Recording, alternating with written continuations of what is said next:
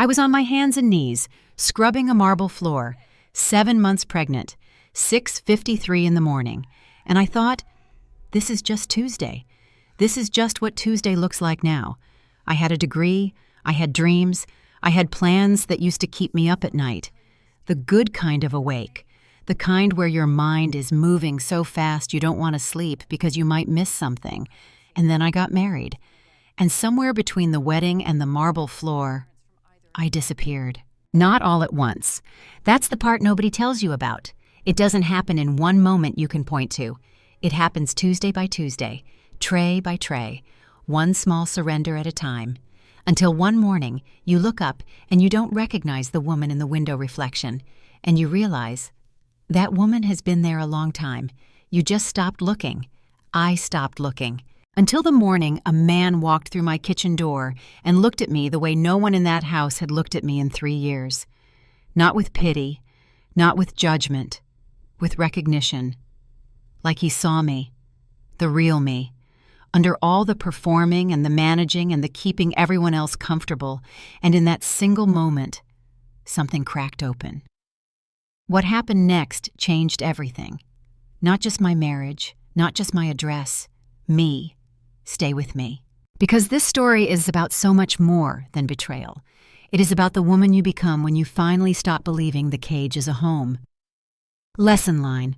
Sometimes the person who sets you free is not a hero with a plan. It is simply someone who stays long enough for you to remember who you were before you learned to be small.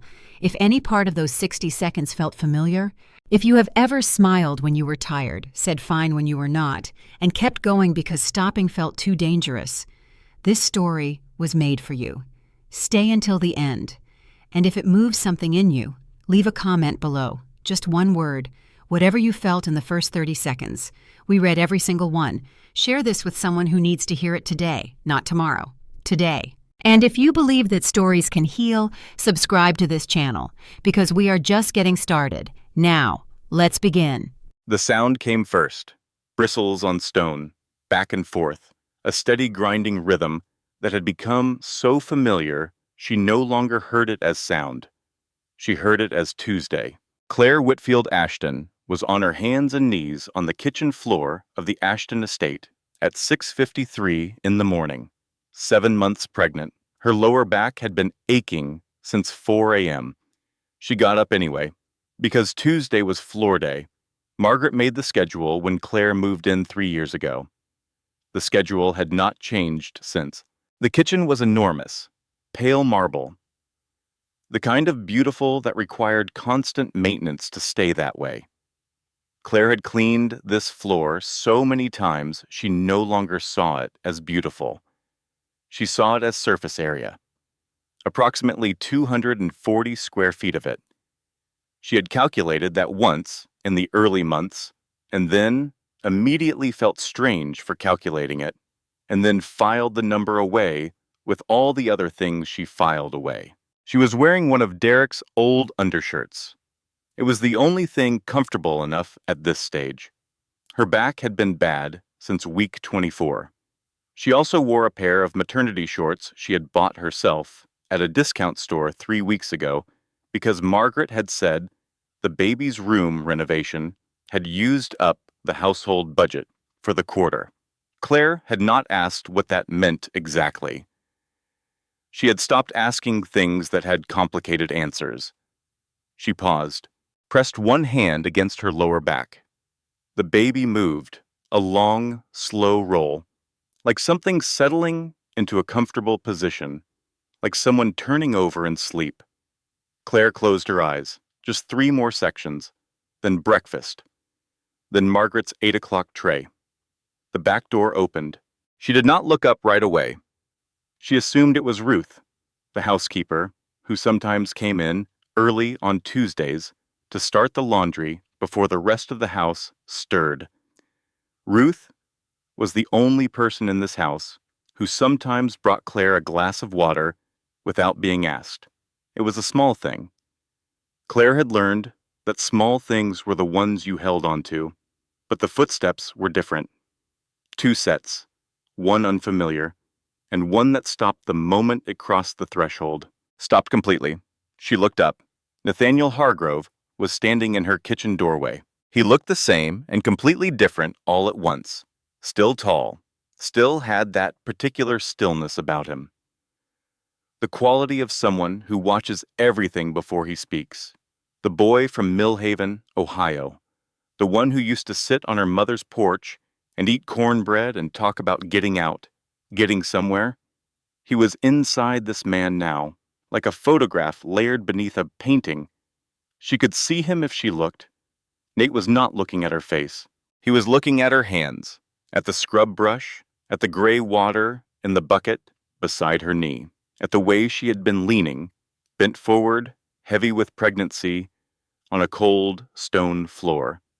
His expression did not change, but something in his eyes did.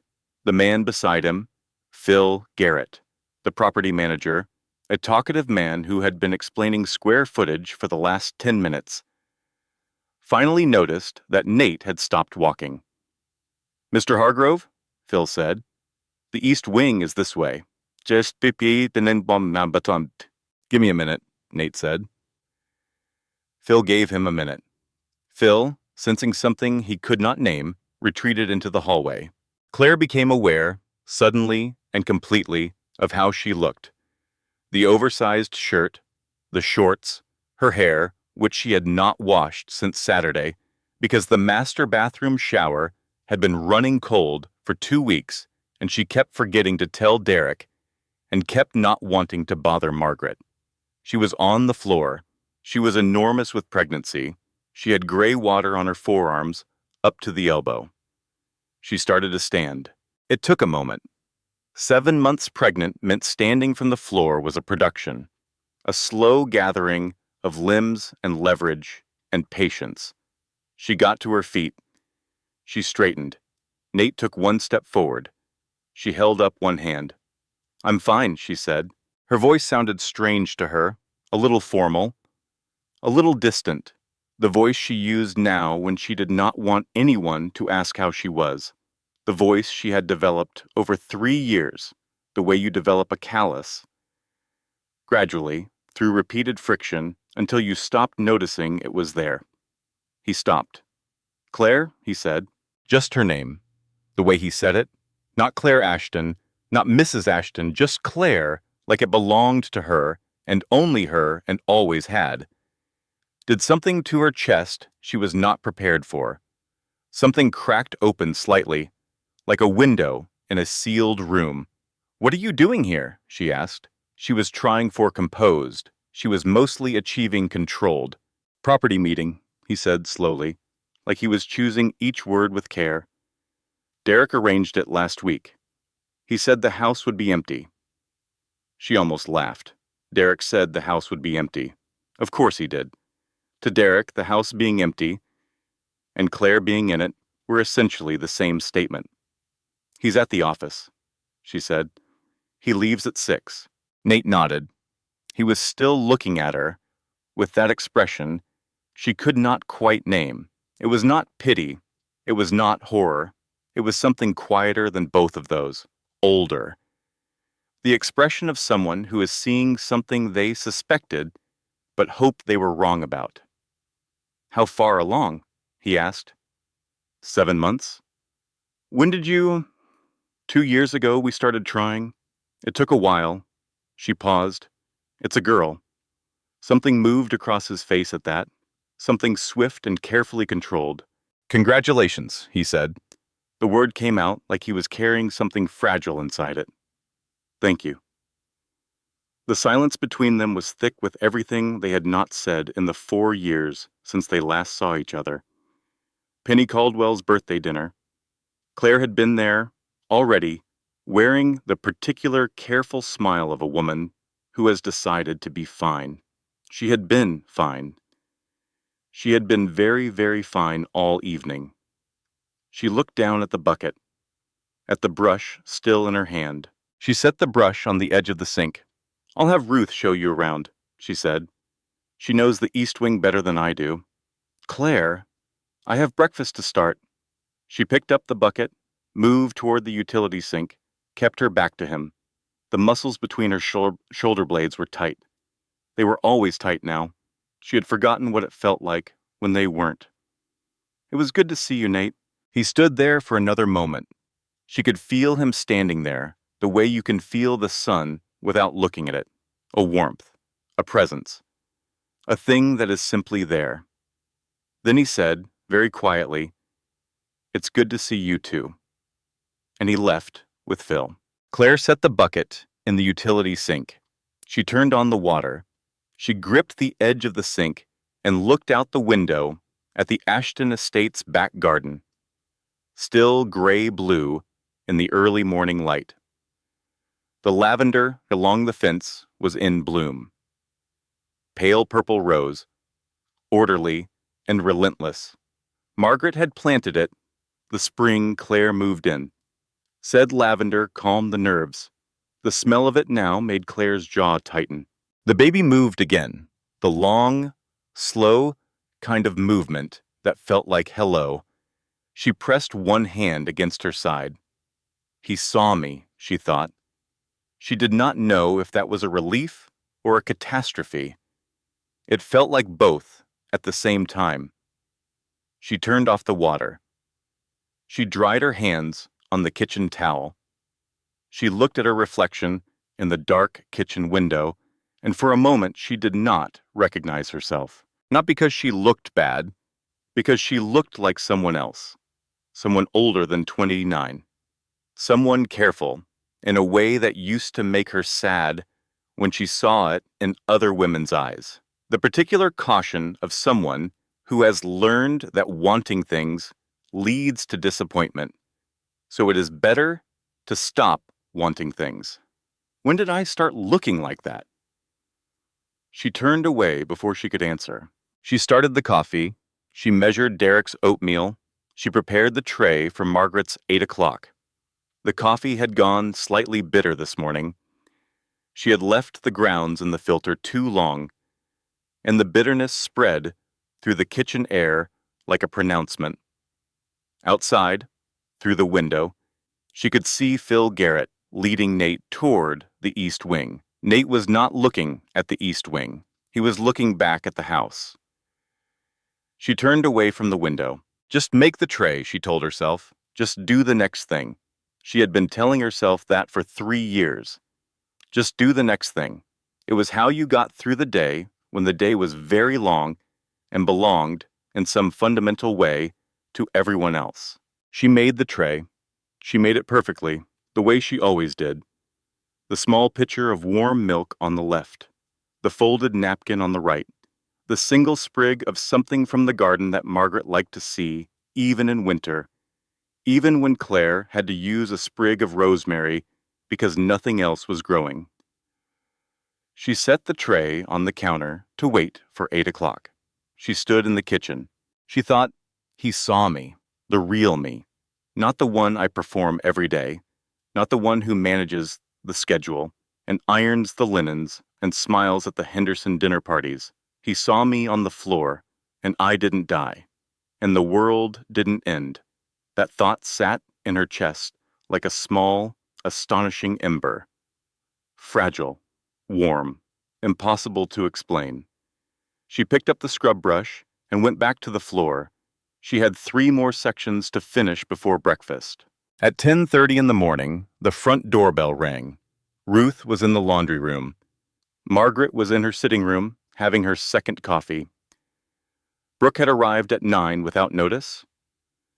She frequently did this, arrived without notice, as though the concept of calling ahead was for people whose time was less inherently valuable than hers, and was draped across the living room sofa reading a magazine.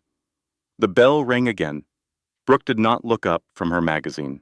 Answering the door was not Brooke's job. Nothing in this house was Brooke's job. Claire had noticed this in the first 3 months of living here and had then quietly stopped noticing it, because noticing it made her too angry to be functional, and she needed to be functional. Claire set down the iron. She walked from the ironing room to the front door. Her lower back protested the movement. She ignored it. She opened the door. A woman stood on the step, 26, maybe 27, dark hair pulled back, silk blouse the color of cream, the kind of attractive that takes real effort to achieve and looks effortless. She had a look of confident expectation on her face, the expression of someone accustomed to being warmly received.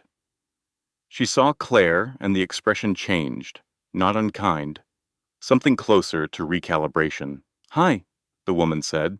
Her voice was pleasant. "Is Derek home?" Claire looked at her. There was something in this woman's ease on this doorstep. The comfortable, casual way she stood there, like the step was familiar ground, like she had stood here before, not once, more than once. "He's at the office, Isham," Claire said. "Oh." The woman pulled out her phone. "He told me he was working from home today. He changed his plans." Claire did not know if this was true. Derek had not mentioned any plans to her this morning. Derek rarely mentioned his plans. He mentioned when he would be home for dinner and when he would not. That was generally the extent of it. The woman looked up from her phone. Her eyes went to Claire's stomach. Something shifted in her expression, genuine confusion.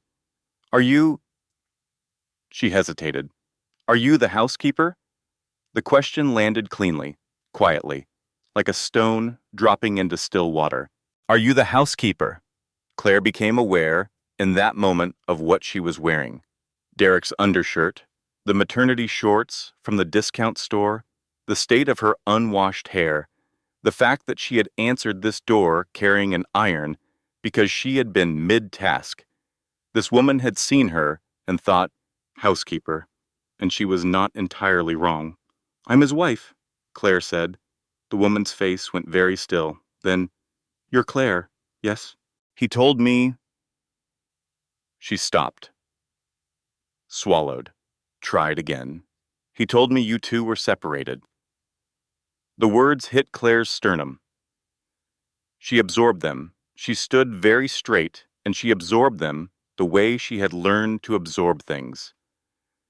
Without visible reaction, without the flinch, without giving anything away on the surface. "We are not separated," Claire said. "We have never been separated. We have been married for 3 years. I am 7 months pregnant with his child." The woman on the step looked at Claire's stomach. This time the look was completely different. It was the look of a woman who has just understood the shape of something. Not the full picture, the outline of a lie she has been living inside of. "I'm sorry," the woman said. She sounded genuinely sorry, the kind of sorry that costs something to say. "I didn't mean—" He said, "What's your name?" Claire asked. Vanessa Ford." "How long?" Vanessa looked at the ground. 8 months? The math was simple. Terrible and simple. The pregnancy was 7 months. 8 months ago, Derek had met this woman. 8 months ago, he had looked at her and told her that his marriage was already over, that there was nothing and no one to hurt. 8 months ago, Claire had been in this house, scrubbing floors and ironing linens and managing his mother's schedule. 7 months pregnant and invisible. "You should go," Claire said. Her voice was even, very controlled. She had had a great deal of practice at controlled. "Please go." "Mrs. Ashton?" "Please." Vanessa went. Claire closed the door. She stood in the entry hall. The grandfather clock ticked. Margaret had given it to them as a wedding gift. It was wound every Sunday by Ruth because Derek forgot and Claire had never been told it was her job. But eventually, it had become her job. Like everything else in this house, had gradually become her job. Tick, tick, tick. From the living room, the soft rustle of a magazine page turning. Brooke had been 10 feet away this entire time. Claire stood in the hall and breathed. In through the nose, out through the mouth. The way her prenatal yoga instructor had shown her on the video she watched on her phone at midnight when she could not sleep because she had canceled the in-person classes when Margaret said the cost was unnecessary. 8 months, she thought. 8 months? And I was here in this house, doing his laundry. She thought I was the housekeeper. She is not entirely wrong. She went upstairs to the landing window. She could see Vanessa's car in the driveway. Vanessa had not driven away. She was sitting in the car. Claire could see the shape of her through the windshield. Her shoulders, her hands on the steering wheel, the subtle movement of someone crying. She watched this stranger cry in the driveway of the house where Claire had been kept. And she thought, she didn't know. She genuinely didn't know.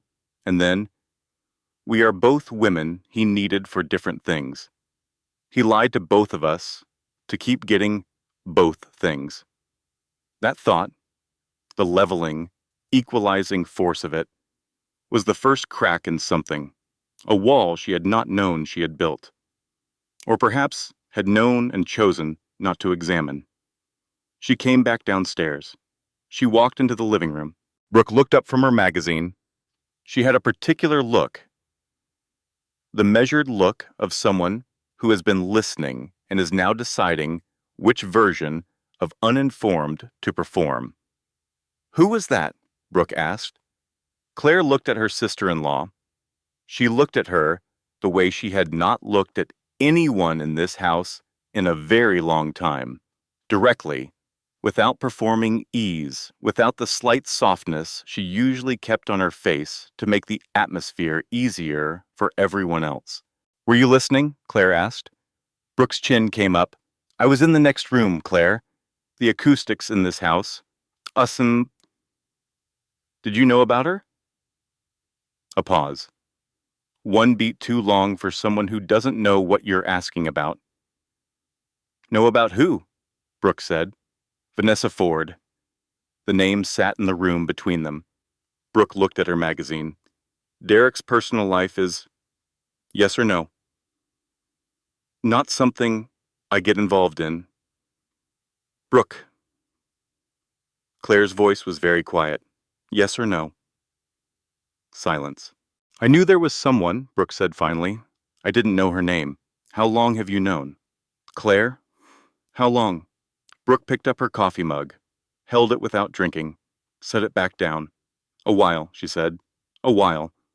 Claire nodded slowly. "You've been in this house every week for months. You've sat at the kitchen table where I bring you coffee. You've watched me manage the schedule and plan the dinners and handle everything. And you knew. It's not my place to..." "I'm 7 months pregnant with your niece, Brooke." The word hung in the air. Niece, a real word, a concrete word. The baby as a person. Brooke looked at the table. "I know," she said quietly. "I'm not asking you to have been my hero," Claire said. "I'm asking you to look at me and tell me the truth, that you knew and said nothing." Brooke looked up. Her face was complicated, ashamed and defensive, and somewhere underneath all of that, something that looked almost like relief, like a woman who has been bracing for a moment and is tired of waiting for it. "I knew," Brooke said, "and I said nothing." Claire walked out of the living room. She went to the small downstairs bathroom. She ran cold water over her wrists. An old trick from high school. Cold water on the pulse points when the anxiety got too big for the body. She looked at herself in the bathroom mirror. She looked for the person she had been before the Ashton estate, before the schedule, before the 3 years of Tuesday floors and Margaret's 8 o'clock trays.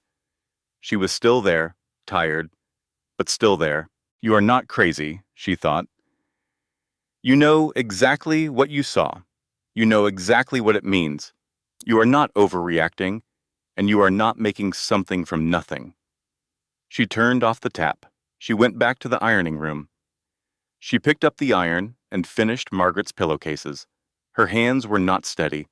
The iron left a faint scorch mark on the corner of one pillowcase, a brown ghost of a triangle on the white cotton. She looked at it for a moment. She did not fix it. At 11:45, there was a knock on the back kitchen door. Ruth opened it. Nate Hargrove was standing on the step. He was holding 2 coffees from the place in town with the blue awning that Claire used to love in the early months of living here before she stopped going into town for anything that wasn't a grocery run. He also had a paper bag. She could smell butter and something warm and yeasty from across the kitchen. I left my phone charger in the east wing, he told Ruth.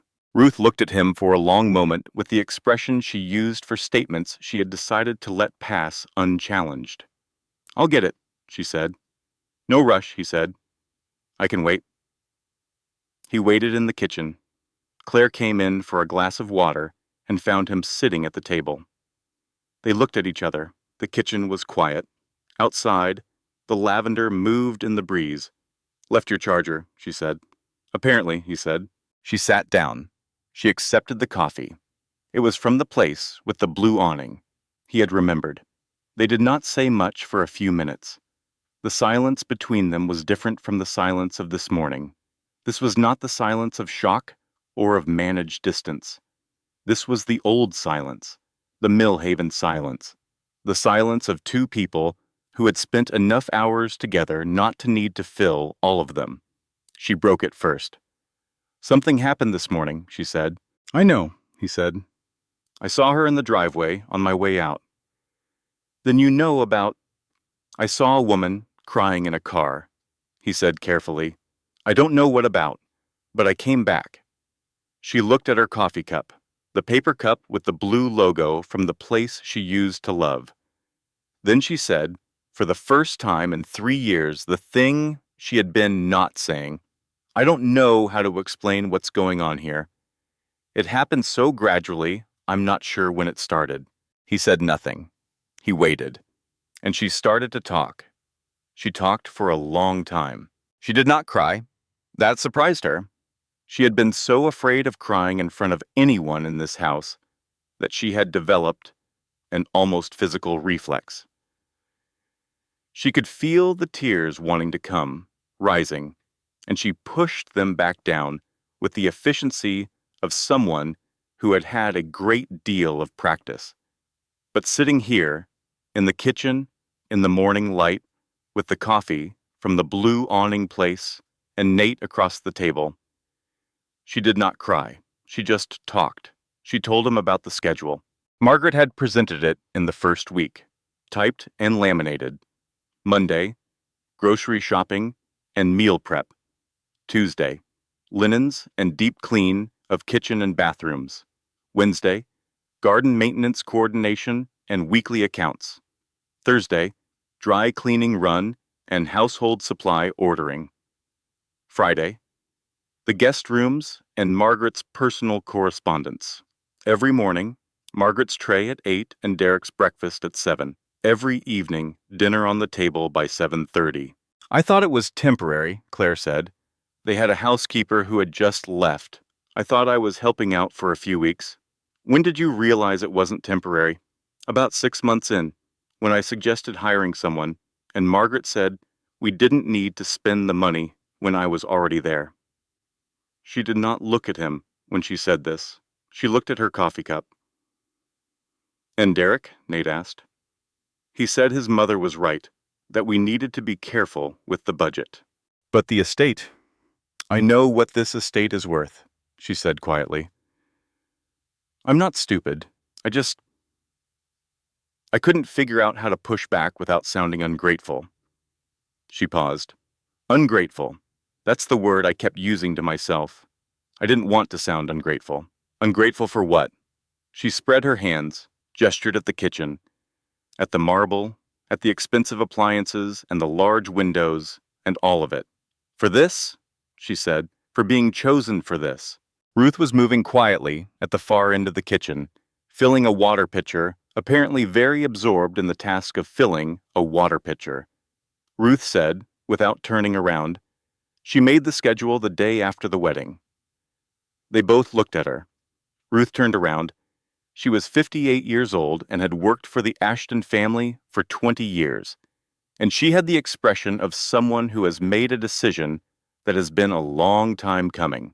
I was here, Ruth said. I saw the whole thing. She typed it up that night. She said to me, we won't be needing you for those tasks anymore, Ruth. Claire will handle them. She set down the water pitcher. I didn't say anything.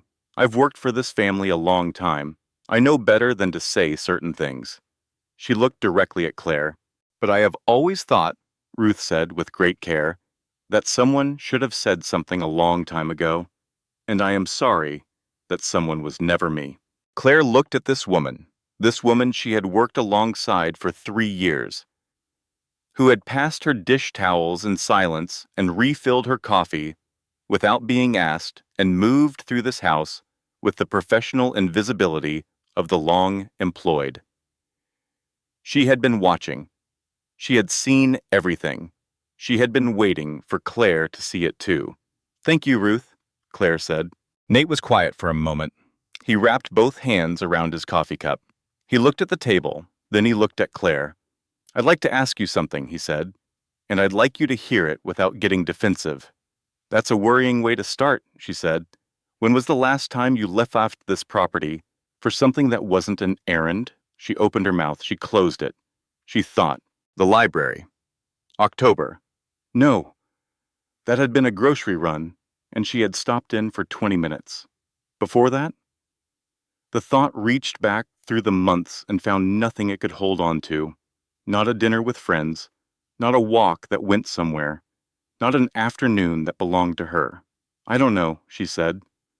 "When was the last time you talked to someone from before? From Millhaven? From college? Someone who knew you before Derek?" "Penny," she said. "I talk to Penny all the time." "When did you last see her in person?" "She came for Christmas." "That was 8 months ago." The silence that followed was very large. 8 months. She had not seen her best friend in 8 months. She had been in this house with this family, with this schedule, and the person she called her closest friend had not physically been present in 8 months. That could not be right. She counted back.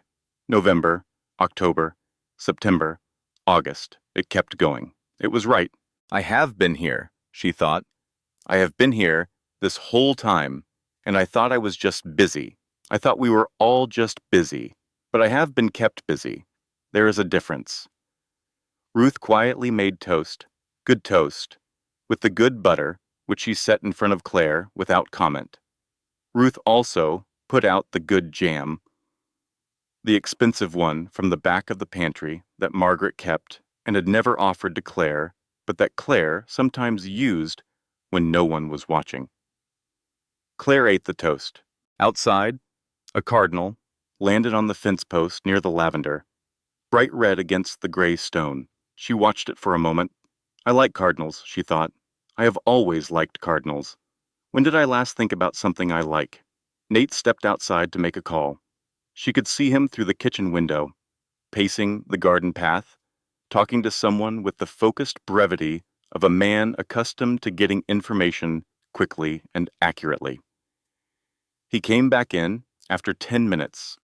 "My assistant Carol made a few calls," he said. He said it carefully. "I'm not trying to manage your situation. I want to understand it clearly before—" He stopped. "Before what?" she asked. He didn't answer that directly. He said, "The household accounts you manage. Are they in your name?" "In Margaret's name. I have access but not signing authority." "Your car?" "Registered to Derek." "Your phone plan?" She looked at him. Something slow and cold moved through her. "It's on the family plan," she said. "Derek manages it." She was watching something take shape, like a photograph developing in solution, each detail adding definition to the picture. "He can see your calls," Nate said. "Yes." "Who you've been talking to, when you called, how long?" "Yes." "And your money?" "I have a separate account. I set it up before the wedding. I was careful about that." She said it with a kind of quiet pride that felt, in this moment, like it was about to become something else. "How much is in it?" The pause before she answered was its own kind of answer. "Enough for a few months," she said, "if I was very careful." Nate nodded. He did not say what he was thinking, but she could see the shape of his thought in the way he sat very still and controlled his expression. He was seeing the system. Not one person making cruel choices. A structure. A carefully built structure that made it increasingly difficult for Claire to imagine leaving. Financial dependency. Geographic isolation. Social isolation. Phone monitored. Friend visits rare. World reduced to the radius of the estate. All of it built gradually, over 3 years. So gradually, she had stopped noticing it was being built at all. Ruth said, still at the sink. Miss Claire, your prenatal appointment on Friday. What about it?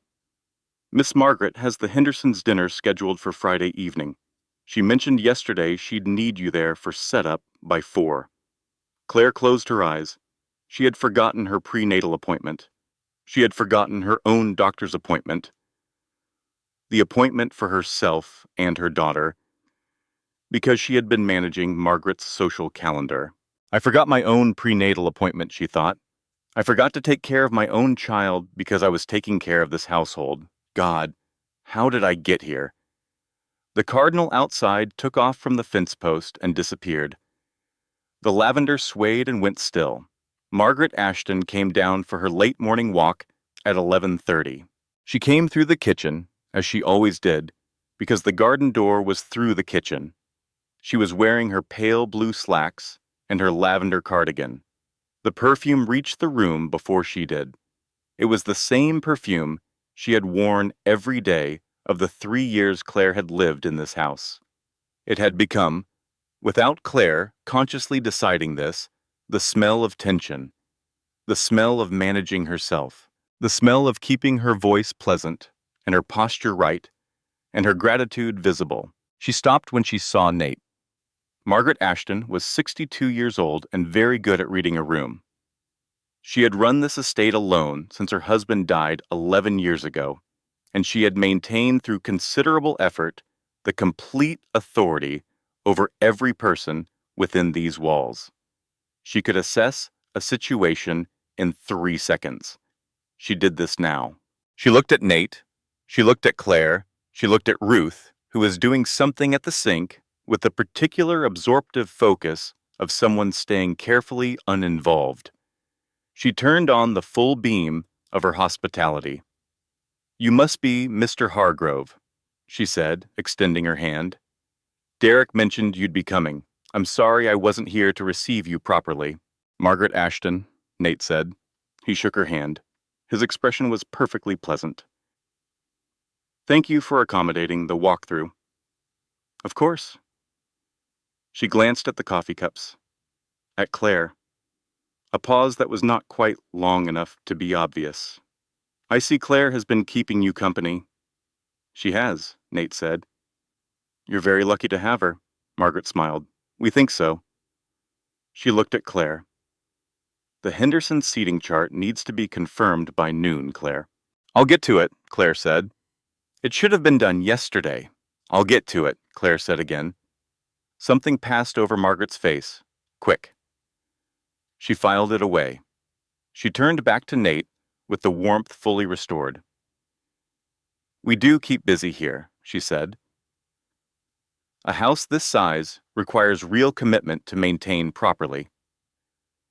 I imagine it does, Nate said pleasantly. Margaret walked out to the garden. They watched her go through the door, down the stone steps, along the path, toward the lavender. Nate waited until the door had fully closed. Then he said quietly, She knows I was here this morning. Of course she does, Claire said. Nothing happens in this house that she doesn't know within the hour. She knows about the woman at the door. She probably knew before I did. The thought arrived fully formed, and the horror of it was cold and clean. Margaret had known about Vanessa Ford. Margaret, who made the laminated schedules and managed the household budget, and kept Claire's days filled to the edges with tasks. Margaret had known that her son was having an affair, and she had continued to hand Claire the Monday grocery list, the Thursday dry cleaning tickets, the Friday Henderson seating plan. Because if Derek left Claire, Margaret lost her household manager. That was the calculation. That was why the schedule was made the day after the wedding. She needed me here, Claire said. The words felt strange coming out, real and strange at once. She needed me too busy to look up. Yes, Nate said. She needed me tired enough, grateful enough, isolated enough. That's what I think. And Derek let it happen because it was convenient. And because he had other things to think about. She set down her coffee cup. Her hands were very steady. The steadiness surprised her. She would have expected to be shaking. There it is, she thought. There is the whole picture. Brooke drifted into the kitchen with her empty magazine and her coffee mug and the studied, casual movements of someone who is trying to appear to be doing something else while listening very carefully. She refilled her coffee. She looked in the pantry for something she apparently did not find. She stood at the counter, checking her phone. Nate stepped outside to take another call from Carol. The moment he was through the door, Brooke sat down across from Claire. "You're making this into something it isn't," Brooke said. Her voice was reasonable, mild. The voice of someone who has decided that reason is available to her even now. "Am I?" Claire said. "He came for a property meeting. He's your old friend, and you've clearly been talking, and you've worked yourself up into... Did you know about Vanessa Ford?" Not a question, a statement, the way you state things when you are done asking them. Brooke's mouth stopped. "Yes or no, nah," Claire said. She said it the way she had said it before, in the living room, with the same quietness. She had found, over the last few hours, that quiet was more effective than volume. "I asked you before, and you told me the truth then. Tell me the truth now." "I knew there was someone," Brooke said. "How long?" "Claire, how long?" Brooke set her mug down with a small sound. 8 months, maybe 9. I saw a message on his phone once. I didn't read it fully. I told myself it was nothing. You told yourself it was nothing. I didn't want to. "You've been in this house every week," Claire said. "You've watched me carry trays and scrub floors while I was pregnant. For months, while knowing. It wasn't my place." "I was going to have a daughter," Claire said. "Your niece. That was never going to be your place?" Brooke looked at the table. Her jaw was tight. Her hands around her coffee mug were tight. Underneath the entitlement and the defensiveness, something real was moving across her face, something that looked almost like recognition. "I'm sorry," Brooke said finally. "I know that's not enough." "No," Claire agreed. "It isn't." She got up from the table. She walked out to this garden. She needed air. She needed the open sky and the sound of birds and the feeling of being outside the walls of this kitchen, even if the lavender smell followed her down the path. She walked to the old stone bench at the far corner, past the lavender rose, past the rose beds that she pruned every spring. The bench was cold and slightly rough under her hands. She sat on it. She breathed. The baby moved, an elbow or a knee pressing against her ribs, that slow interior conversation with gravity that the baby had at all hours of the day. Claire pressed her hand against it. "Hi," she thought. "Things are going to change. I want you to know I'm working on it. I want you to know I see clearly now what was done, what I allowed, the difference between the two." She sat on the cold stone bench and breathed and let the morning find its shape around her. "I am not crazy," she thought. "I know what I saw. I know what has been done here. I know what I accepted, because I thought acceptance was the cost of being chosen. It was not. It was never an acceptable cost." She got up from the bench. She went back inside. Nate was at the kitchen table. Ruth had made soup. Proper soup, with bread on the side. The kind of lunch she made when she wanted to take care of someone without making a speech about it. 3 bowls. Ruth had set a place for herself. This was the first time in 3 years that Ruth had sat at the kitchen table. Claire sat down. "Tell me what Carol found," she said. "All of it."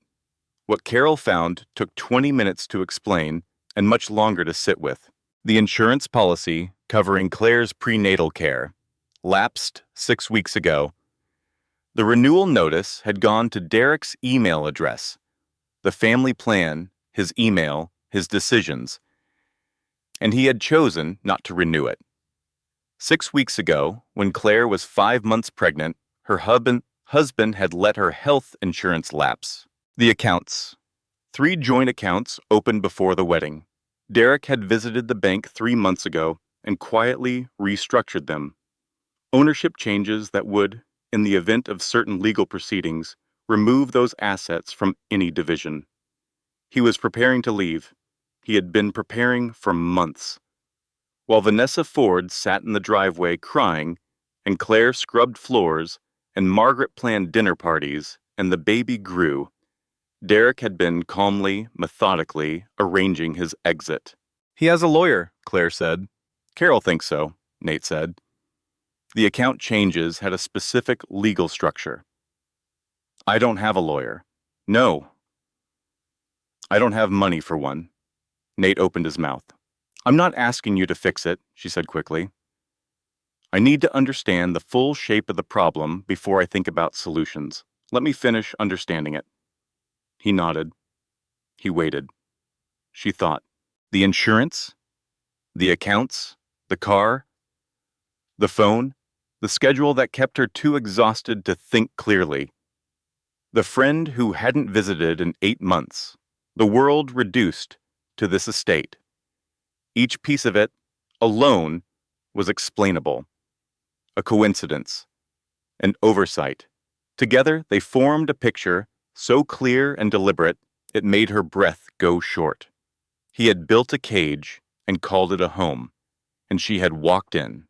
At 1 p.m, she went to the garden to call Penny. She needed to be outside. The Ashton house in moments of crisis had a specific quality. The walls got closer, and the lavender smell got stronger, and the air got thick. She walked to the stone bench. She sat down. She called Penny. Penny answered on the second ring. She always answered on the second ring. "Hey!" Warm, bright. The voice of someone genuinely pleased to hear from her. "How are you feeling? How's the baby? I was just thinking about you this morning." "Penny," Claire said, "I need to tell you something, and I need you to be honest with me." A pause. Brief. So brief that on any other day, Claire would not have noticed it. "Of course," Penny said. "What's going on?" Claire told her. The woman at the door. Vanessa Ford, 26 years old, 8 months. Derek's story about separation, the insurance, the accounts, the schedule that Margaret made the day after the wedding, the car and the phone, and the 8 months since Penny had been here, in person. She told it quickly, the way you tell a story when you are still inside it. Without much punctuation, without shape. Just the facts, one after another, the way they had arrived. When she finished, there was silence on Penny's end. "Pen?" Claire said. "I'm here." A long breath. "God, Claire, I'm so sorry. I need to ask you something." Another pause. This one was not brief. This one was the pause of someone making a decision. "Do you know Brooke Ashton?" Claire asked. The silence that followed was 3 seconds long. Claire had been listening to Penny's silences for 6 years, and she knew the difference between all of them. The silence of confusion, the silence of thinking, the silence of someone deciding what to say. This was the third kind. "I've met her," Penny said, carefully. "How many times?" "Claire?" "Penny, how many times have you met Brooke Ashton?" I ran into her, a few times, at things." "What things?" "Just things we both happen to be at. We have some mutual—" "Are you friends with her?" "I wouldn't call us friends, we just—" "Penny." The quiet again, the same quiet she had used with Brooke. "Did she talk to you about Derek?" The longest pause yet. "She mentioned—" Penny stopped. "She said that Derek and you had grown apart, that the marriage had—" that it was mutual, that you were both that we had grown apart. Yes, mutual. That's what she said. When? When did she? Maybe 7 or 8 months ago. 8 months ago. The same timeline. 8 months, the affair, the last time Penny had visited in person, all of it the same 8 months. And you believed her. She seemed very, Penny's voice was getting smaller. I didn't think she had a reason to. And when I called you, Claire said slowly, and told you I was tired and struggling, and that things were difficult. You had already heard from Brooke that the marriage was growing apart mutually, and you didn't push. You didn't come. You told yourself I was fine. I didn't want to cause trouble if it was already. I was 5 months pregnant at that point. Claire, I was alone in this house, 7 days a week, managing a schedule that wasn't mine, and my best friend was being managed by my sister-in-law and decided not to cause trouble. Penny's voice broke. I was jealous. The word fell into the conversation like a stone. I'm ashamed to say it. I am so ashamed. But you had the big house and the husband and the baby coming, and I was in my apartment trying to make my life into something, and I kept telling myself, you are fine. You always said you were fine. I let myself believe it because I wanted you to be fine. Claire sat on the cold bench and held the phone to her ear and looked at the lavender. She was not surprised. That was the most honest thing about it. She was not surprised. Somewhere underneath all the numbness and the management and the busyness, she had suspected something like this for a long time. She had filed it away with all the other things she filed away. I'm sorry, Penny was saying. She was crying now. Her voice was wet and unsteady and full of real guilt. I should have come. I should have pushed. I let Brooke make me feel like you were taken care of. I wanted to believe that. I'm so sorry. Claire looked at the lavender. She thought, I have no one left from before. Everyone I thought was watching over me was either looking away or being managed. Then she thought, but Nate is in the kitchen. Nate, who drove back an hour out of his way with coffee and a croissant. And Ruth is at the kitchen table for the first time in 3 years. I am not completely alone. Pen? She said. Yes. Small. Immediate. I have to go. But I need you to know. I know you're sorry. I know it's real, but I can't have this conversation the way it deserves right now. I'll call you. Okay, Penny said. I'll be here. I'm not going anywhere. Claire ended the call. She sat on the bench and breathed. The baby was quiet now, settled, a warm, solid presence in the center of her body. I am not crazy, she thought. I know what I saw. I know what has been done here, and I know what I chose to allow, and I know the difference between those two things. Somewhere along the way, I became invisible. I let it happen because I believed being invisible was the price of belonging somewhere. But that is not belonging. That is just being used. She pressed her hand against her side. You deserve better, she told the baby. We both do. She got up from the bench. She went inside. Ruth had set the kitchen table properly for lunch. Real bowls of real soup, bread with butter, glasses of water, 3 place settings. She was sitting at the table when Claire came back in. Nate was sitting across from her. They were talking quietly about something, about Millhaven, she realized, about whether the diner on 4th Street was still open. And they stopped when she came in. She sat down, she picked up her spoon, she said, Tell me about the insurance, everything. Nate laid it out methodically. He was precise without being cold. He had the particular communication style of someone who built an empire by being exactly as clear as the situation required.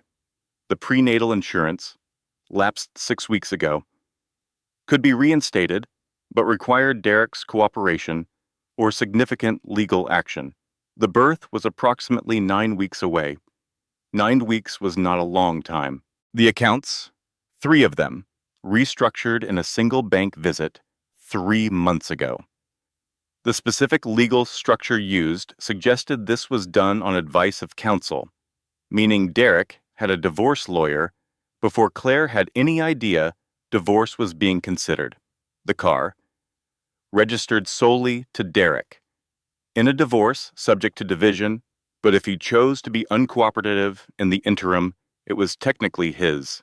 The phone, on the family plan, he could see the call log. He had access to her usage. She listened to all of it. She ate her soup. She kept her hands flat on the table between spoonfuls. When he finished, she said, "He has been planning this for 3 months at minimum." Yes. While I was 5, 6, 7 months pregnant. Yes. He has a lawyer and I have nothing. You have Ruth, Ruth said quietly from across the table. Claire looked at her. And, Nate said, you have Carol, who has spent the last 3 hours building a very thorough documentation of everything she found. That documentation is yours. What does documentation do for me without a lawyer to use it? My assistant also has a name for you, he said. A divorce attorney. Diane Holloway. She's 60 years old, and she has been doing this for 35 years, and she does not lose to people like Derek Ashton. Carol will send you her number. Claire was quiet for a moment. Then she said, I need to say something. He waited. She looked at the soup bowl, the good soup Ruth had made, the good bread, the good jam that morning. She thought about all the small acts of care that had happened today. The coffee from the blue awning place, the charger excuse, the 3 place settings. And she felt something shifting, not just in the situation, in herself. I let this happen, she said. Nate started to speak. Not in the way that makes it my fault, she said. I know the difference. I know what was done deliberately, and I know my responsibility in it, and they are not the same thing. But I let it happen because I believed something that was not true. She looked up at him. I grew up in Millhaven, she said. My mother worked 2 jobs. I transferred to state after a year at community college, and I got my architecture degree, and I was proud of that. I was really proud of that. But I never quite believed I was enough for the bigger version of things. Nate was very still. And then Derek Ashton, who was 32 and handsome and from a family with an estate, looked at me like I was something valuable. She said it plainly. I needed that. I needed to believe that someone like that would choose someone like me. And when the marriage became what it became, I told myself it was the cost. The cost of being chosen by someone like that. She paused. I paid that cost, she said, all the way to 7 months pregnant, scrubbing that kitchen floor. Ruth set down her spoon. She looked at Claire with the expression of someone who has been waiting for this specific moment. May I say something? Ruth asked. Please, Claire said. I've worked for families for 30 years, Ruth said. Different kinds, different arrangements. The one thing I know is this. The cage is not always bars. Sometimes the cage is the story you were told about yourself, about your worth, about what you deserve and what you don't. She paused. The hardest day is not the day you find the door, Ruth said. The hardest day is the day you stop believing you deserve to stay in. The kitchen was very quiet. You found the door today, Ruth said. Claire looked at this woman who had handed her dish towels in silence for 3 years and made toast with the good jam this morning without being asked. Thank you, Ruth, she said. I deserve to be treated better than this, she thought. Not because I earned it through performance. Not because I proved my worth by keeping a beautiful house. Because I am for a person. That is the only reason required. It should have always been enough. They finished their lunch. Nate stepped out to make more calls. Carol had more to cover. At 2 in the afternoon, Brooke appeared in the kitchen doorway. She had been in and out of the house all day, restless, unable to fully leave, and apparently unwilling to fully engage. She looked at Claire, sitting at the table with Ruth. She said, "What are you going to do?" Claire looked at her sister-in-law. "I'm going to handle my life," she said. "Derek is going to be—" "That's Derek's concern," Claire said. "Not mine." Brooke stood in the doorway for another moment. Then she said very quietly, in a voice that was smaller than her usual voice, "I really am sorry, Claire." "I know," Claire said. Brooke left. At 6:15, the sound of tires on the gravel driveway. Ruth looked out the window, said, very quietly, "He'll have heard by now. Someone in this house will have called him." Claire stood up from the table. She straightened her shirt. She looked at her own hands, steadier now than they had been this morning, steadier than they had been in a long time. "Okay," she said. "Claire," Nate started. "I'm not running," she said. "I'm just standing up." Derek came through the front door at 6:17. He was carrying his jacket over one arm and his phone in the other hand, and he had the look of a man who had received several calls in the last few hours that he had not wanted to receive. His hair was slightly less perfect than usual.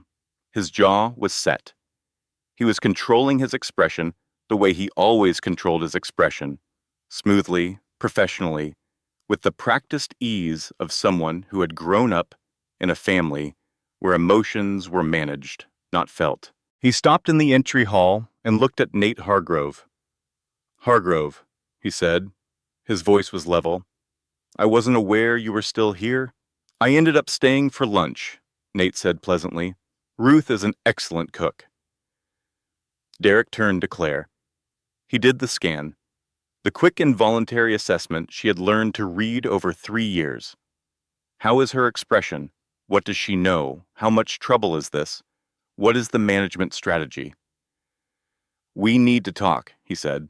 "We do," she agreed, privately. "Nathaniel stays," she said. He stays." Something moved across Derek's face. He set his jacket on the entry table. She noticed that she did not automatically move to pick it up. And he walked into the living room. Margaret was already there, seated in her usual chair near the fireplace, hands folded, expression composed. Brooke was in the corner, the family formation, called into position by whoever had made the phone call to Derek this afternoon. Claire walked into the living room. She walked to her usual chair, the smallest one, the one closest to the door, set slightly outside the main seating arrangement. The one she had occupied for 3 years at every family gathering, slightly peripheral, slightly apologetic, slightly guest. She looked at it. She walked past it. She sat on the main sofa, the center of the room, where Derek usually sat. She sat there, and she put her hands in her lap, and she looked at her husband.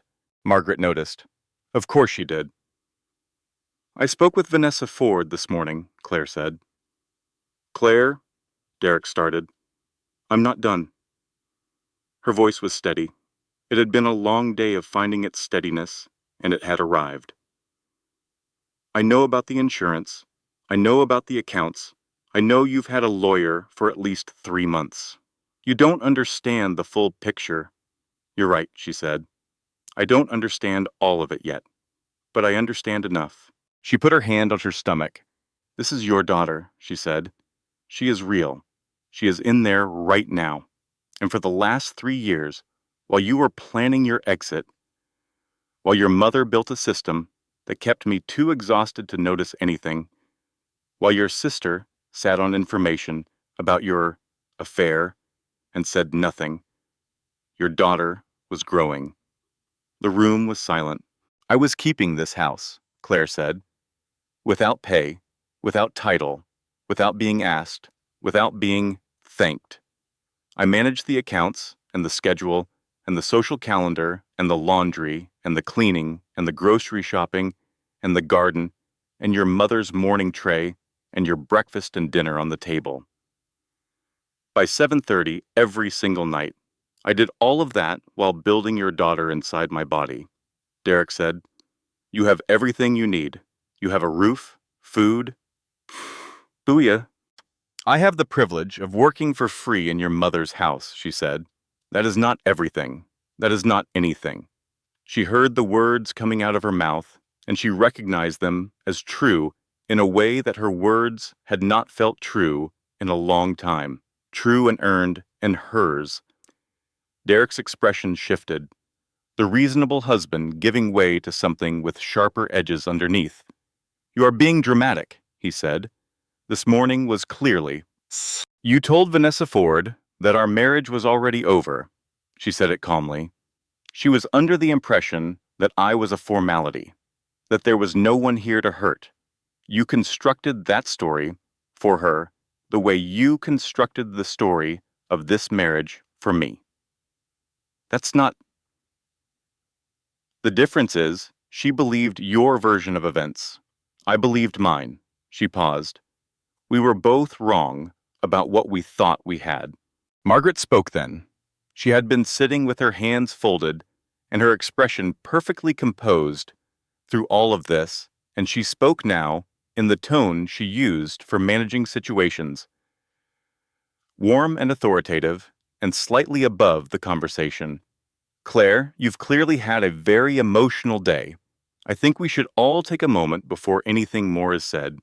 "Margaret," Claire said, "I want to thank you." Margaret stopped. "For the schedule," Claire said. "You made me very efficient. I have learned a great deal about running a house of this size. I have learned it thoroughly, over 3 years, with no compensation and no acknowledgement. That knowledge belongs to me.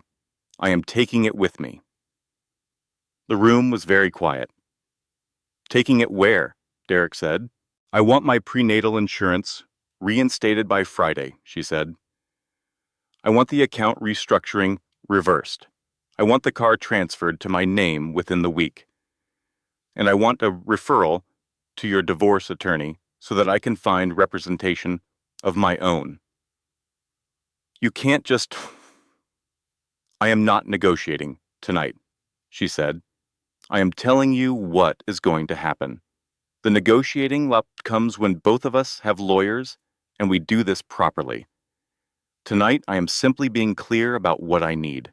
She stood up, 7 months pregnant, from the center sofa in the center of the room. She stood up slowly and fully, and she was the largest and most visible thing in the space. "I'll be in the West guest room tonight," she said. "Ruth, would you be able to help me move a few things?" Ruth, who had appeared in the doorway at some point during all of this, said, "Of course, Miss Claire," Brooke said from the corner, in a voice that was trying and failing to sound like her normal voice. "No one made you do any of this, Claire. You could have said no." Claire looked at her. "You're right," she said. "I could have, and I didn't. And that is something I'll have to sit with." She paused. "But you knew about your brother's affair.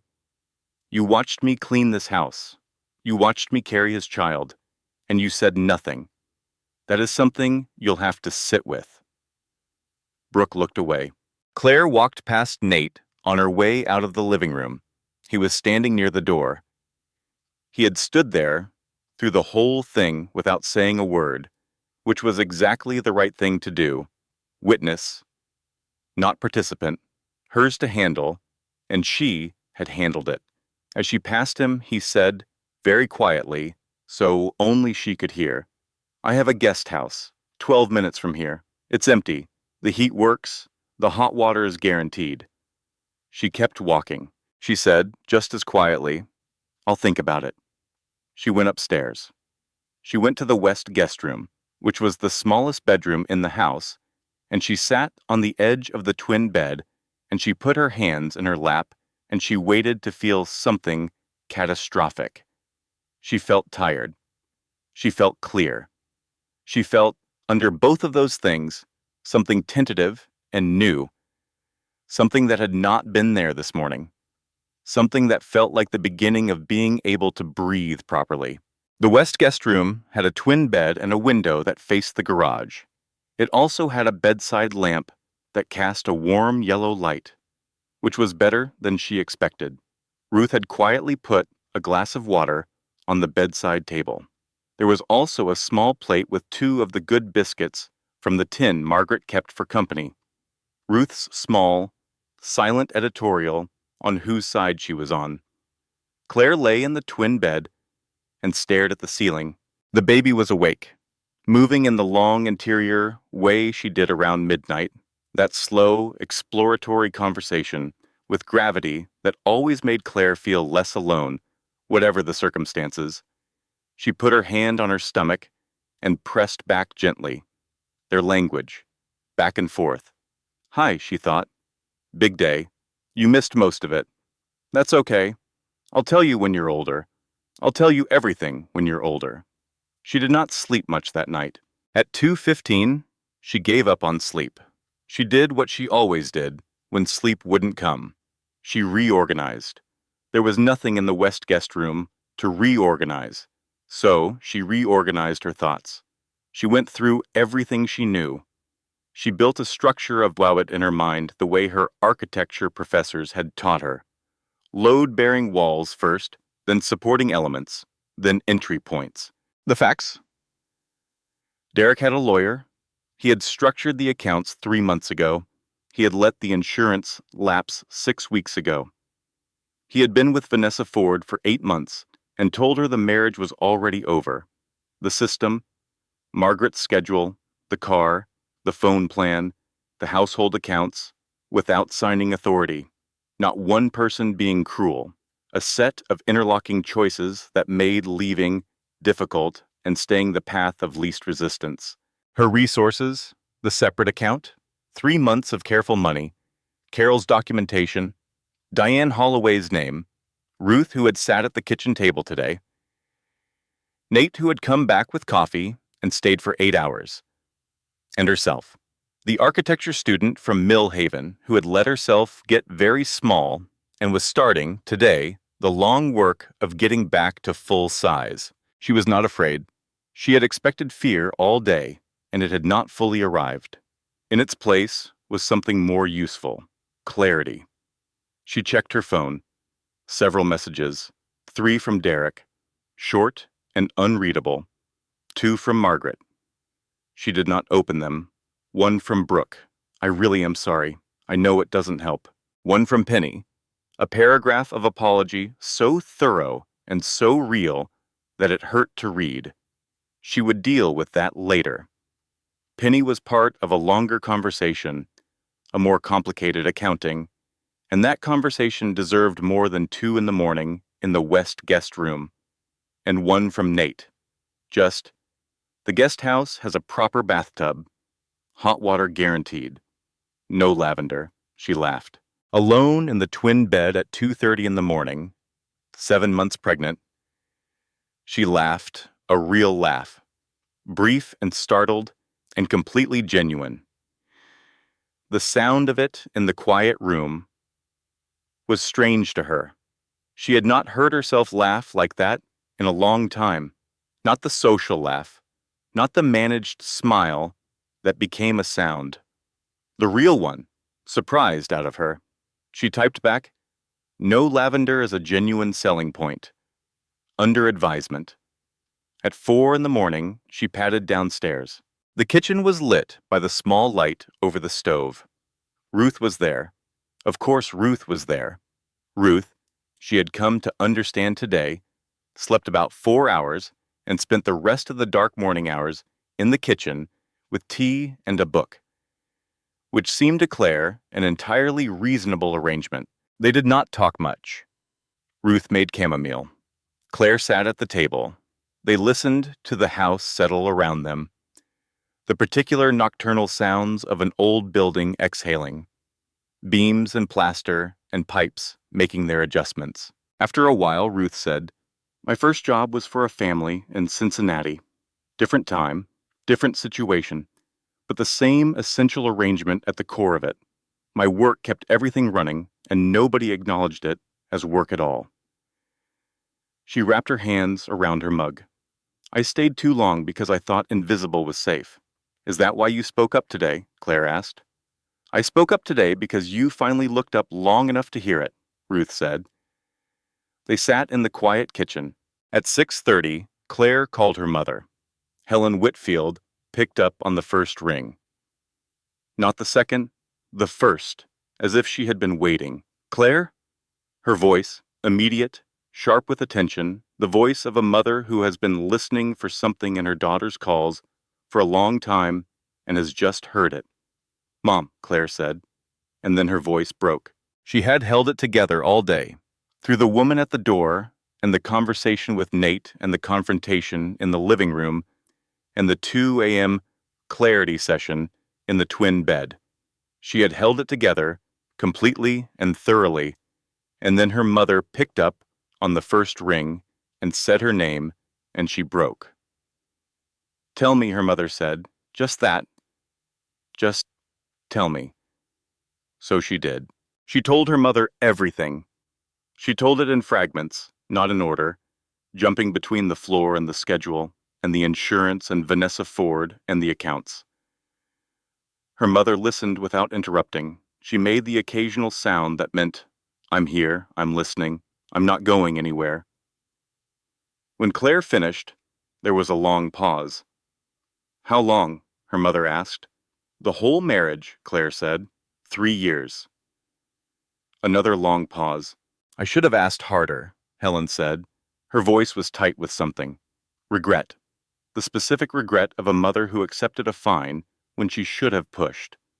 You always said you were fine. I know, that's on me. It's on both of us. A breath. Come home. The words hit Claire somewhere simple and deep. Come home. The small house in Millhaven. The smell of oats and lemon cleaner and old books. Her mother's kitchen. I'm not ready to come home yet, she said. There are things to handle here first, but soon. As soon as you're ready, Helen said. The room is yours. It has always been yours. At 7 in the morning, Nate arrived with Carol. Carol was 41 and had the energy of someone who ran on 3 hours of sleep and the sustained satisfaction of doing things thoroughly. She had a folder, an actual physical folder with actual tabs, and she sets it on the kitchen table with the quiet confidence of someone placing a winning hand. They went through it. The documentation of the account changes, the insurance lapse, the communication records available through legal channels. The timeline Carol had built, showing the pattern of decisions over the last 8 months. This is yours, Nate said. Whatever you choose to do, this belongs to you. She looked at the folder. Diane Holloway, she said. Available Monday, Carol said. I called her this morning. She's reviewed the basic situation, and she has some thoughts. Monday, Claire said, if that works for you. Monday works, she said. She looked at Nate. He had driven back here yesterday with coffee and a charger excuse, and he had stayed for 8 hours and left and come back this morning at 7 with Carol and the folder. He had done all of this without taking over, without turning her situation into something he was managing. He had just stayed close. I need to say something to you, she said. You don't... Nate. He stopped. You came back, she said, when you could have completed the property meeting and gone back to New York and felt like you'd done what you could do. You came back. You kept coming back. I don't know how to explain what that meant today. He looked at her for a moment. Then he said, I never should have been gone so long. She looked at him. There were things inside that sentence, things that belonged to another conversation, another day, after the lawyers and the paperwork and the healing and the long work of rebuilding. She could feel the shape of them. She did not reach for them now. Thank you, she said, for today, all of it. You did all of it, he said. I just stayed nearby. Outside the kitchen window, the lavender moved in the morning breeze. She looked at it, pale purple and relentless. Somewhere along the way I became invisible, she thought. I let it happen because I thought invisible was the cost of belonging. Starting over feels impossible. Staying is worse. Staying was always worse. I just didn't let myself know that until today. Margaret Ashton knocked on the kitchen door at 8 o'clock. She was carrying her own morning tray. For the first time in 3 years, she had made it herself. The small pitcher of milk, the folded napkin, the single rosemary sprig, because nothing else was growing in the garden right now, and Claire had always used rosemary when that was the case. She had made it exactly the way Claire always made it. She set it on the table. She sat down in Ruth's chair. Ruth, reading the room, quietly excused herself. Carol took her coffee and her folder to the east wing to make calls. Margaret and Claire were alone in the kitchen. Margaret folded her hands. She looked for the first time in Claire's memory, like a woman about to say something true. I want you to understand something, Margaret said. Claire waited. When Derek married you, Margaret said, I was afraid. She said the word plainly. This surprised Claire. He had been careless with money since his 20s. His father left this estate in adequate condition, but Derek had a way of spending, of borrowing, of not quite being careful. I didn't know that, Claire said. I know you didn't. I was careful not to tell you. She looked at her folded hands. I needed help. I needed someone who cared about this house, who would be here, who would make it run. She paused. You were young, and you were grateful, and you worked very hard. You were exactly what I needed. So you built the schedule, Claire said. I told myself it was for your benefit, Margaret said. I told myself structure was good for a young woman, for a new marriage. I told myself a great many things. She looked up. I typed it up the night of your wedding. I had been planning it since the engagement. The admissions sat in the kitchen between them. The clock ticked. You used me, Claire said. Yes. You saw a young woman who was grateful to be here, and you calculated that I could be kept. I didn't think of it in those terms. What terms did you think of it in? Margaret was quiet for a long moment. Practical, she said finally. I thought of it in practical terms, and I understand now that this was not right. What I did to you was not right. The confession was simple, undecorated, not followed by a but or a however. Claire sat with it. Thank you for saying that, she said. Margaret looked at her.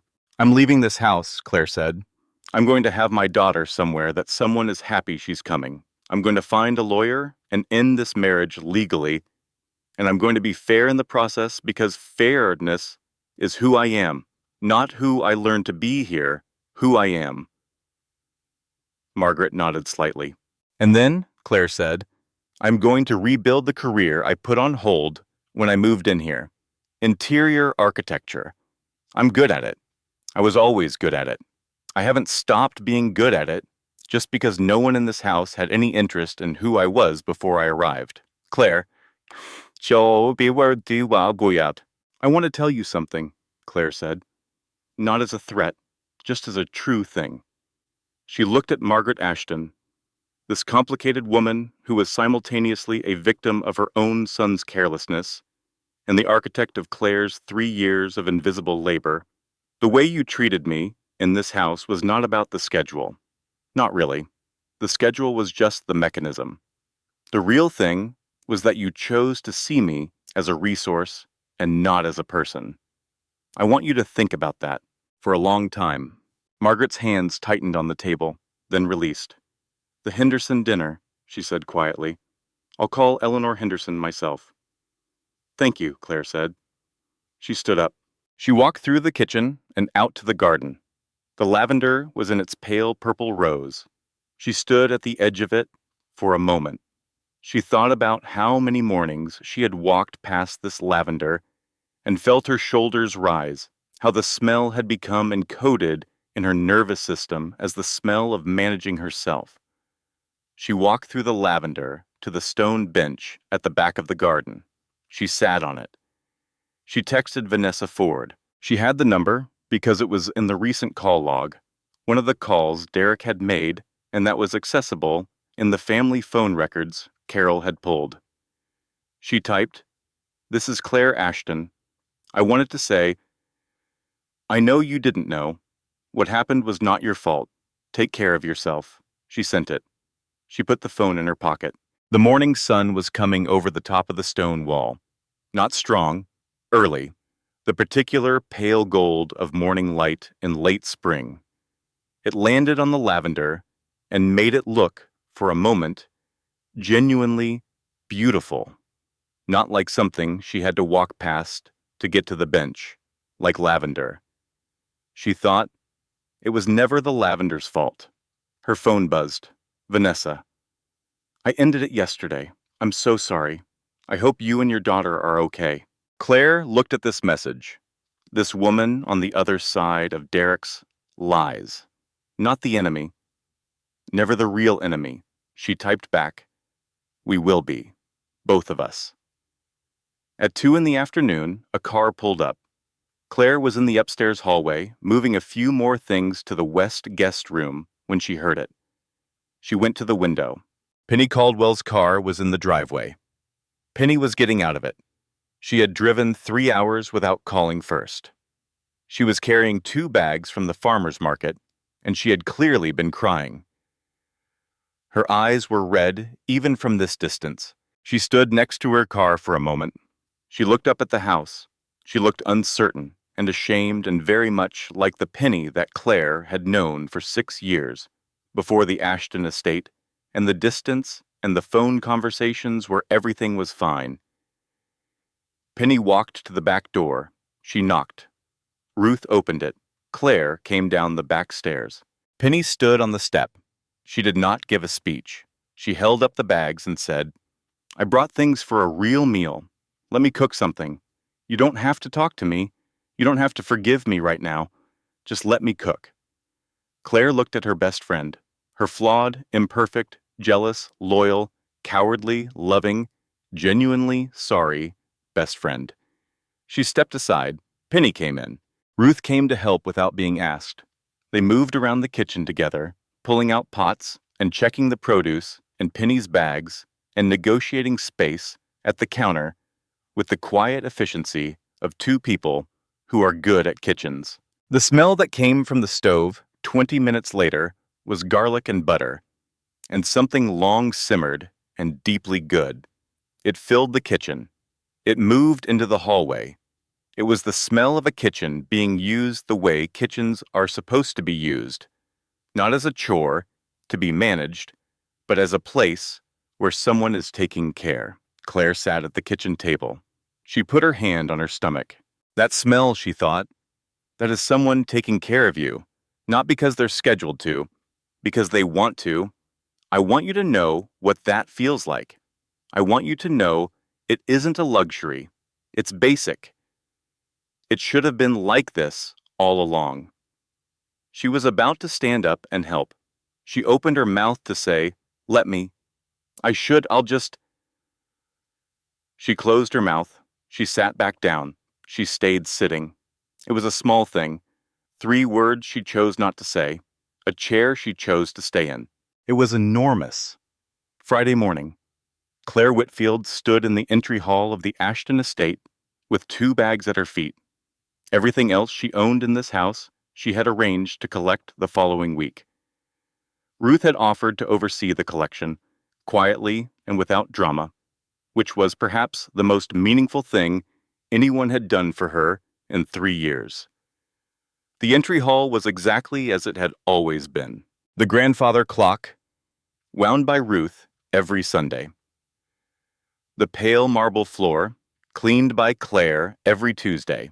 The side table where Derek dropped his jacket when he came home, a jacket she had hung up approximately 600 times over 3 years, without being asked and without being thanked. She looked at it all. She did not feel nostalgic.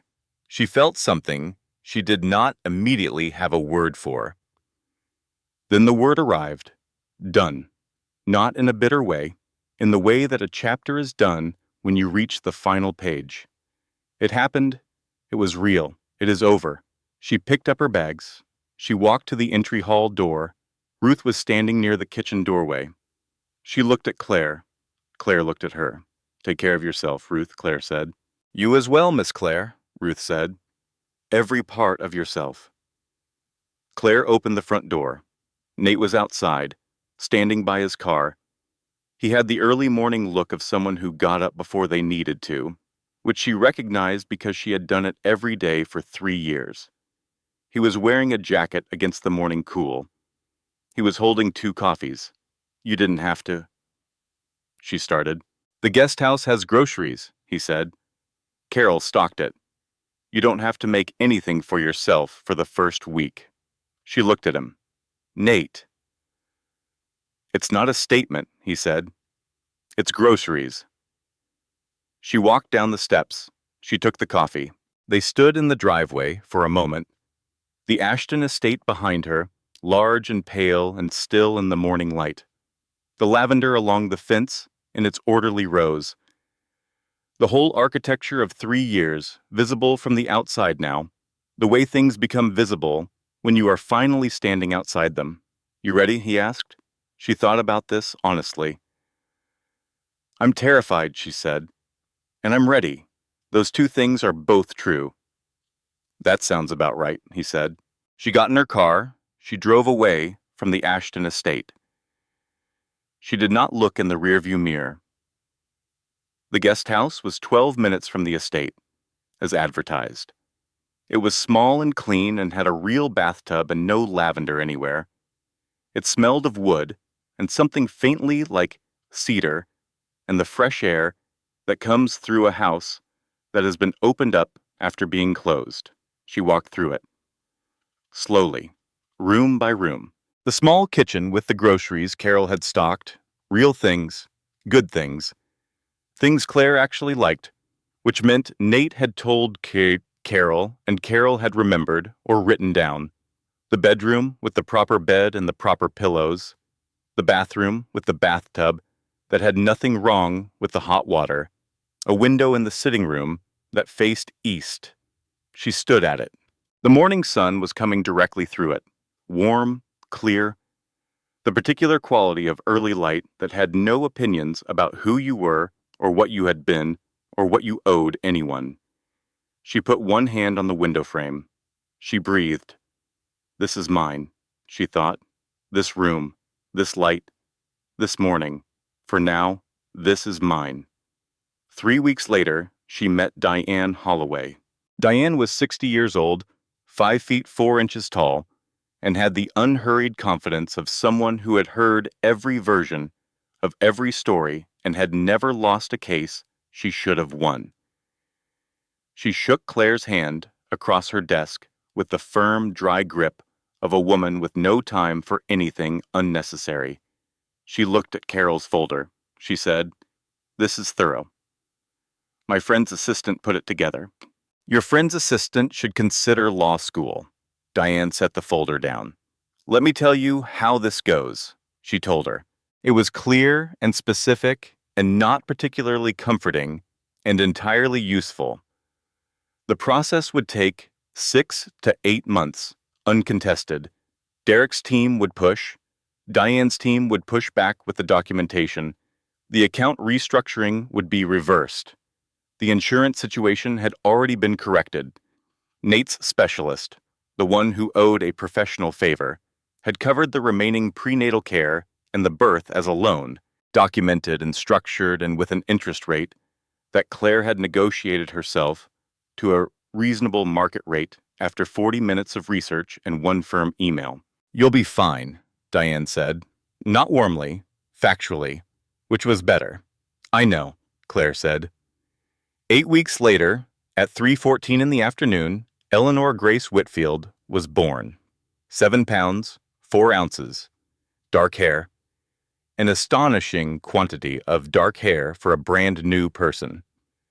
The loudest complaint in the delivery room, which the nurse said was a very good sign, eyes that were still the undecided blue-gray of new humans, not yet committed to their permanent color. Helen Whitfield was in the room. She held her daughter's hand through the hard parts and did not say anything that wasn't useful, and cried quietly when it was over, and held her granddaughter for 15 minutes in the perfect silence of someone who has been given something they did not expect to feel so deeply. "Eleanor," she said softly. "Hello, Eleanor." 4 days later. Millhaven. Helen Whitfield's house. The small house with the smell of oats and lemon cleaner and old books. The smell of everything before. Eleanor was asleep in the bassinet that Helen had borrowed from a neighbor and lined with a quilt made from one of Claire's old dresses. Slightly lopsided, the quilt sewn with more love than precision. The most perfect thing Claire had ever seen. Claire was in the kitchen. She had made coffee for herself. She had made toast with the good jam. She had bought the good jam because she wanted it, because it cost $2.50 and she was allowed to want things. And that was enough reason. She had her sketchbook open on the table. The first sketch she had made in 3 years. A rough floor plan. Not for anyone, not yet, just for the practice of it. The return of her hands to the language they had been trained in. Architecture, space, the way a room can be designed to make the people inside it feel held. She was good. She could feel that she was good, even in the roughness of it. 3 years had not taken that from her. She heard Eleanor stir in the next room, the small preliminary sounds before the actual announcement of hunger. She finished the section she was sketching. Just a few more lines, just to the end of the thought, and then set down her pencil. Her phone lit up on the table. Nate, a photograph. The view from his office window, 43 floors up. Manhattan laid out below, like a map of everything possible. The caption said, "Told a conference room full of people today that I know an architect who is about to change what high-end residential interiors look like in this market." Nobody asked who. I didn't explain. Just wanted you to know someone is saying your name in rooms that matter. She read it twice. She set the phone down. Eleanor made the actual announcement now. Claire got up. She went to the next room. She picked up her daughter, who was 4 days old and had opinions about everything already, and she stood in the morning light of her mother's house and held her. Eleanor quieted almost immediately.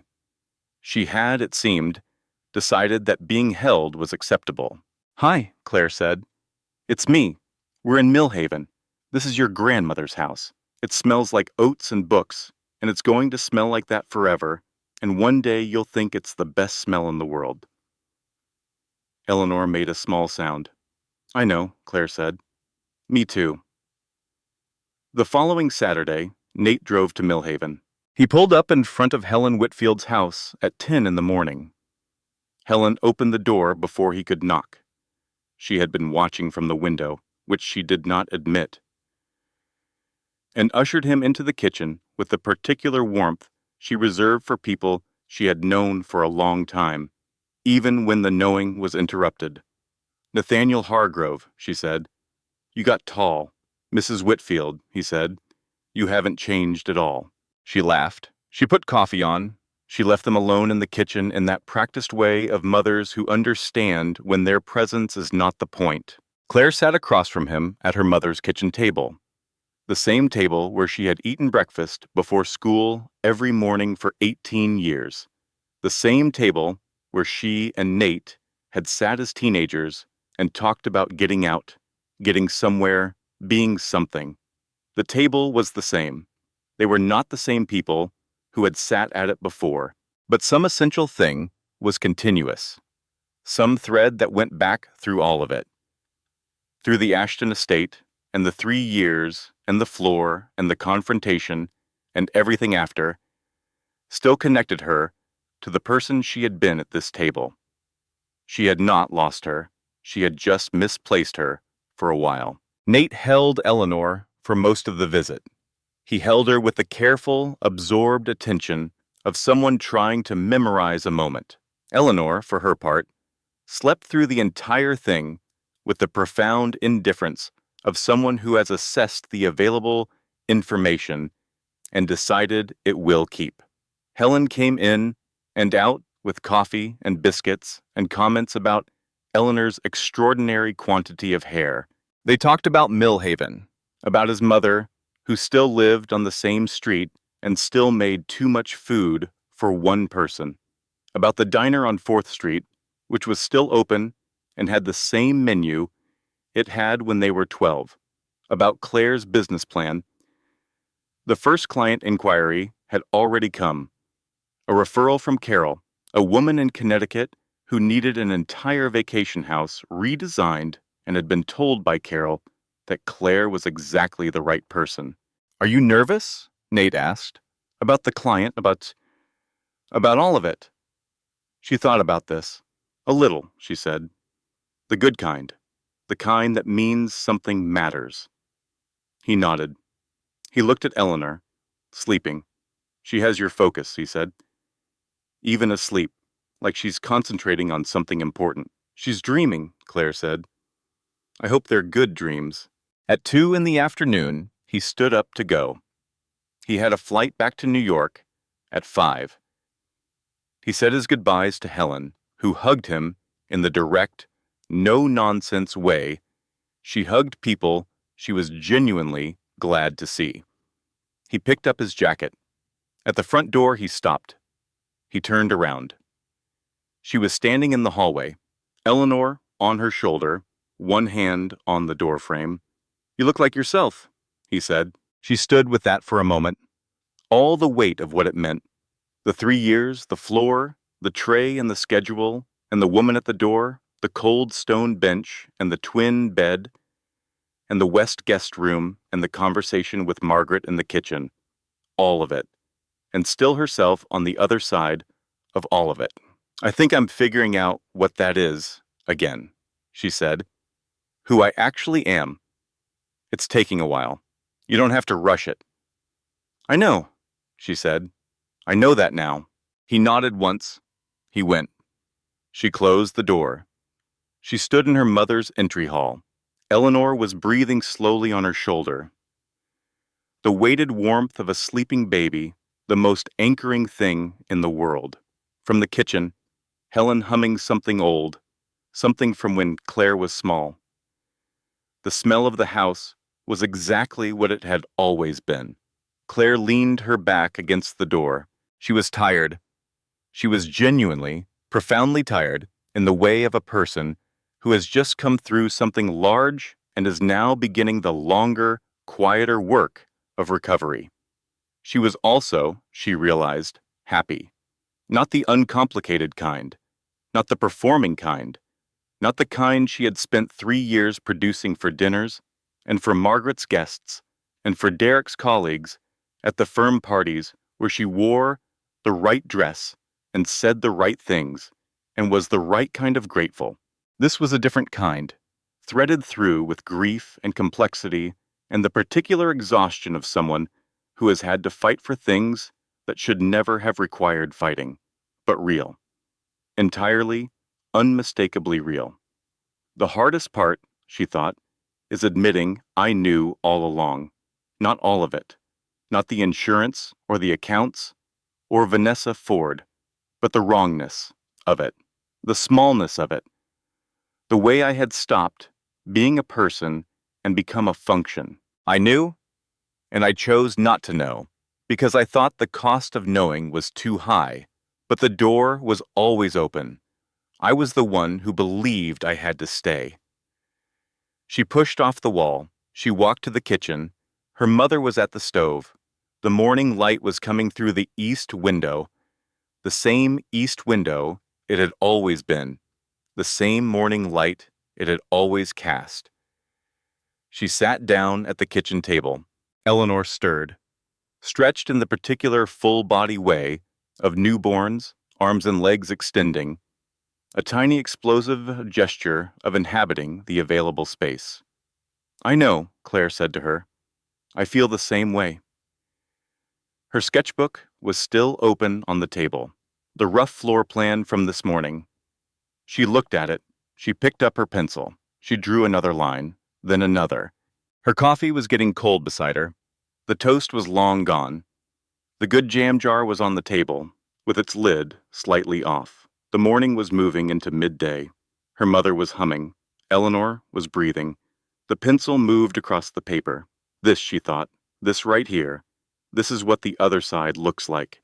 Not dramatic, not triumphant, just a woman at her mother's kitchen table on a Saturday morning in Millhaven, Ohio, drawing floor plans for her own life, while her daughter breathes on her shoulder.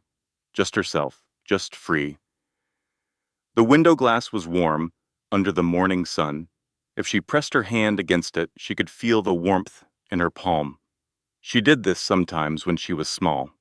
She did it now. Warm glass, morning light, the sound of her mother humming. She was home. She had been home for 4 days, and she was still understanding what home meant now. Not the marble floors and the lavender and the schedule, but this kitchen, this smell, this person humming at the stove who picked up on the first ring. She had come back to herself.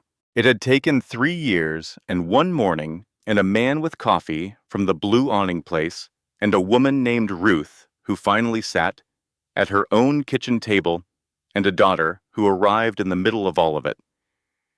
It had taken all of that to find the door, but she had found it and she had walked through it, and on the other side was not rescue, not a new version of the same old story, not another person deciding what she was worth.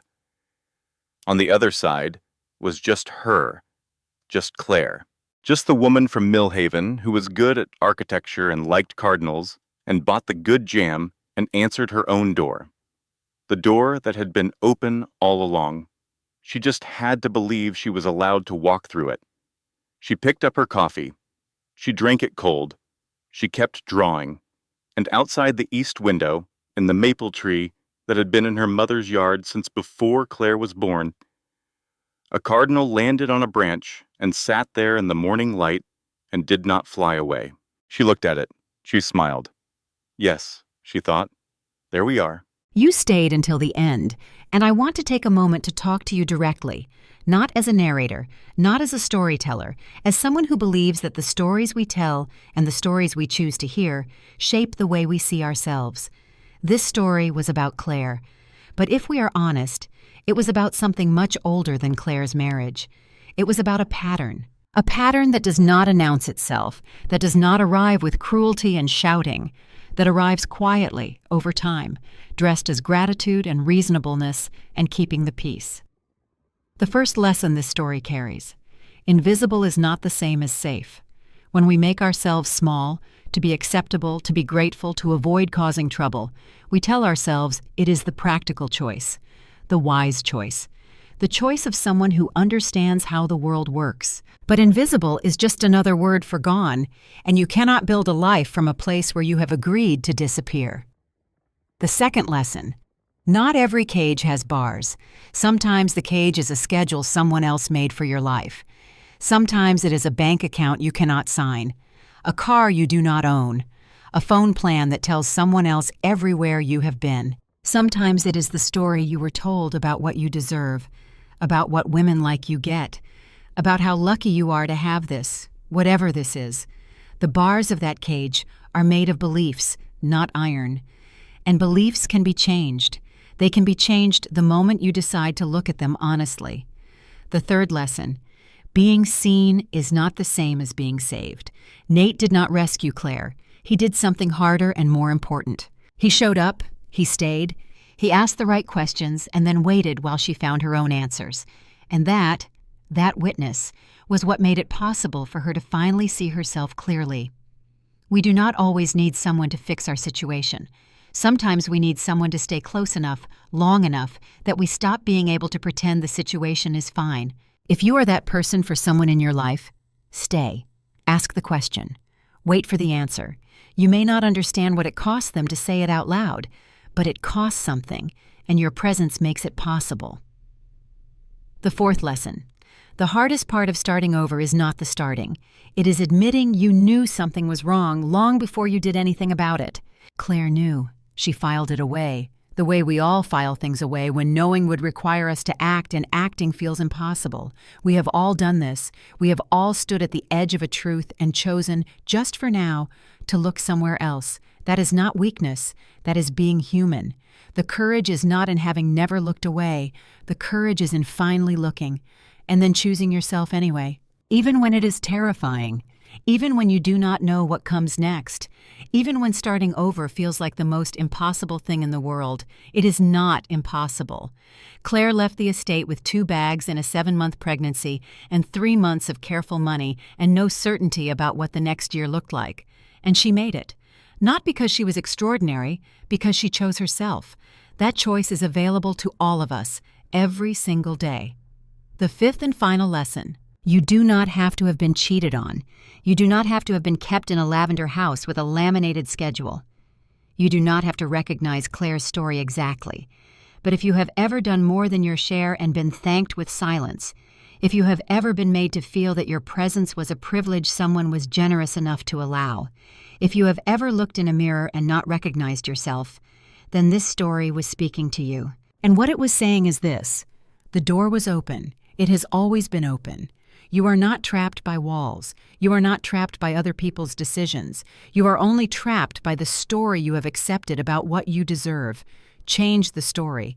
Not because someone told you to, not because a voice reading a story said so, but because somewhere inside you, underneath the tiredness and the managing and the performing fine, there is still the person you were before you learned to be small. She is still there. She has been waiting. Go find her. Final closing note. This content was manually researched, developed, and edited by our team, built with intention, care, and the belief that a story told with honesty can reach someone who needs it exactly when they need it most. Every word in this narrative was chosen by human hands, shaped by human thought, and offered with the genuine hope that it adds something real to your day, not just entertainment, but understanding, and perhaps a small, quiet permission to see yourself more clearly. Thank you for listening.